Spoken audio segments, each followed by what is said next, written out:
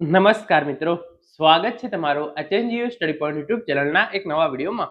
ગુજરાત સરકાર દ્વારા આંગણવાડી કાર્યકર અને તેડાગર બહેનોની 9,800 કરતાં પણ વધારે જગ્યાઓ માટે જે છે એ ભરતીની જાહેરાત કરવામાં આવી હતી. જેના માટે સૌપ્રથમ ઓનલાઈન ફોર્મ ભરાયા. એના પછી જે છે એ પ્રથમ મેરિટ લિસ્ટ જાહેર કરવામાં આવેલું. જે પણ ઉમેદવારો જે છે એ પ્રથમ મેરિટ લિસ્ટની અંદર જે છે એ વાંધા અરજી કરેલી હતી, એટલે કે એમની જે છે એ અપીલ રજૂ કરી હતી. એમને અપીલને જે છે એ ધ્યાનમાં રાખી અને નવું ફાઇનલ મેરિટ લિસ્ટ છે એ પણ જાહેર કરી દેવામાં આવ્યું છે. છતાં પણ અમુક ઉમેદવારો જે છે એ સેટિંગથી નોકરી મેળવી લીધી હોય તેવા જે છે એ મોટા સમાચાર સામે આવી રહ્યા છે.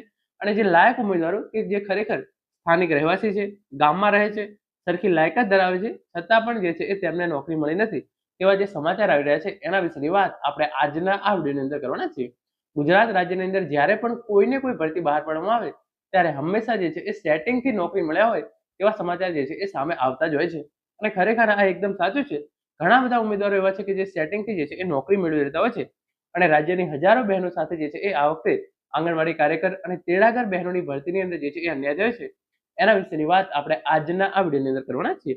તો સૌપ્રથમ તમે અહીંયા જોઈ શકો છો, આંગણવાડી કાર્યકર અને તેડાગર ભરતીમાં કૌભાંડ, સેટિંગથી જે છે એ નોકરી, રાજ્યની હજારો બહેનો સાથે થયો અન્યાય, લાયક બહેનો જે છે એ નોકરીથી વંચિત.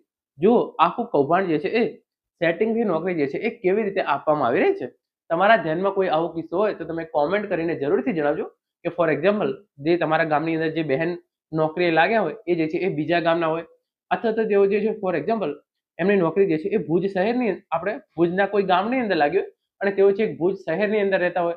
આ રીતે તમે જોઈ શકો છો કે જે સ્થાનિક રહેવાસી ના હોય છતાં પણ જે છે એ આ રીતે નોકરી મેળવી હોય. તમારા ધ્યાનમાં કોઈ પણ કિસ્સો હોય તો તમે જે છે એ કોમેન્ટ કરી અને એને જે છે એ જરૂરથી નીચે જણાવજો. તો બીજા ઉમેદવારોને પણ જે છે એ ખ્યાલ આવે કે આ રીતે જે છે એ આંગણવાડી કાર્યકર અને તેડાગર બહેનોની ભરતીની અંદર જે છે એ ખૂબ જ મોટું કૌભાંડ જોવા મળ્યું છે. સૌપ્રથમ જે ન્યૂઝ છે તમે અહીંયા જોઈ શકો છો, આંગણવાડી વર્કર અને હેલ્પરની ભરતીમાં કચ્છ બહારના ફાવી જશે, તલાટીના અભિપ્રાયના આધારે મામલતદાર જે છે એ દાખલો આપશે. અહીંયા જે છે એ આપણે માત્ર કચ્છ જિલ્લાની અંદર વાત કરી રહ્યા છીએ, પરંતુ માત્ર કચ્છ જિલ્લાની અંદર આવું બન્યું છે એવું નથી. ગુજરાતના મોસ્ટ ઓફ તમામ જિલ્લાઓની અંદર અમુક બેઠકો જે છે એ નિષ્પક્ષ રીતે ભરાય છે, એટલે કે જે લાયક ઉમેદવારો તો એ જ લાગે છે. પરંતુ ઘણી બધી જગ્યાએ જે છે એ કઈ રીતે ખોટા દાખલા આપી, ખોટા પુરાવા રજૂ કરી અને કઈ રીતે લાગે છે એ તમને હું જે છે એ એક પછી એક જણાવું છું. રાજ્ય સરકાર દ્વારા આંગણવાડીમાં વર્કર અને હેલ્પરની ઓનલાઈન ભરતી જે છે એ થવાની છે. જેમાં તલાટી સહમંત્રીના અભિપ્રાયના આધારે મામલતદાર સ્થાનિક રહેવાસીનો દાખલો આપશે. જેથી ગેરરીતિના કારણે કચ્છમાં જિલ્લા બહારના ફાવી જાય એવા આક્ષેપ સાથે જે છે એ ભીતિ સેવાઈ રહી છે. રાપર તાલુકાના સાનગઢના અરજદાર સુરાણી હિરલ અમરેશીએ 16મી ઓક્ટોબરે સામાજિક ન્યાય અધિકારીતા અને મહિલા અને બાળ કલ્યાણ મંત્રી ઉપરાંત કચ્છના સંબંધિત તમામ અધિકારીને લખેલા પત્રમાં આક્ષેપ સાથે ભીતિ વ્યક્ત કરી હતી કે નવા નિયમ મુજબ તલાટી સહમંત્રીના અભિપ્રાય ઉપર મામલતદાર દ્વારા સ્થાનિક રહેવાસીનો દાખલો આપશે તે બીડવાનો રહેશે. પરંતુ વાસ્તવમાં સ્થાનિક રહેવાસી ન હોય તેવા લોકો પણ કેન પ્રકારે દાખલા મેળવી ઉમેદવારી નોંધાવશે તેવી શક્યતા છે. જ્યારે તેઓને વતનમાં જવાનું થશે ત્યારે ફરી જગ્યા જે છે એ ખાલી રહી જશે.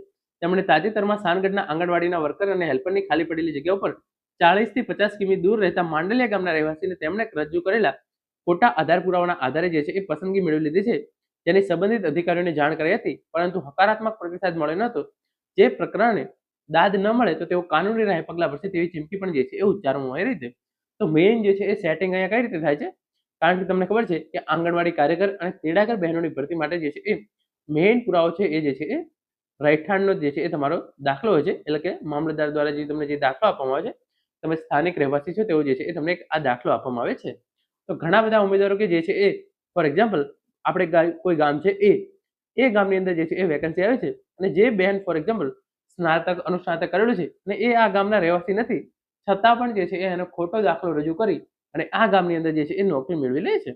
ત્યારથી ગુજરાત હાઈકોર્ટ દ્વારા જે છે એ ચુકાદો આપવામાં આવ્યો છે કે આંગણવાડી કાર્યકર બહેનોનો પગાર જે છે એ ₹24,800 થઈ જશે અને આંગણવાડી તેડાગર બહેનોનો પગાર જે છે એ ₹20,300 થઈ જશે.